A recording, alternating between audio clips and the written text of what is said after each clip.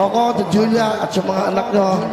Coco Martin at Julia Montes binuking ni Willie Revillame.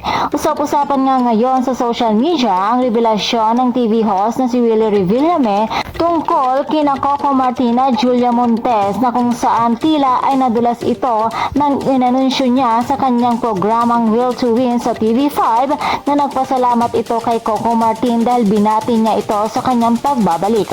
Ayon kay Willie, sobrang bait na tao ni Coco maging si Julia at sa mga anak nila. Kaya naman, nagulat ang mga manunood ng banggitin ni Willie na may anak na nga sina Coco at Julia. Matatandaan din noon na umugong na ang balitang may dalawang anak na umano sina Coco at Julia na ang pangalan ng panganay ay si Matilda at ang pangalawa naman ay si Popoy na kung saan ay hanggang ngayon wala pang konfirmasyon sina Coco at Julia patungkol dito.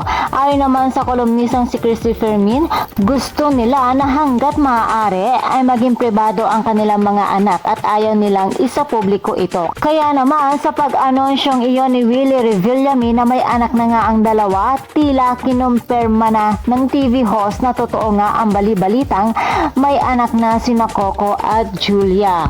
Subalit kung sakali man na totoo nga na may anak na sila, wala namang masama rito. Respetuhin na lamang natin ang kanilang desisyon na hindi pa sila handang isa publiko ang kanilang mga anak. And for more showbiz update, please don't forget to like, share, and subscribe my channel. Thank you for watching.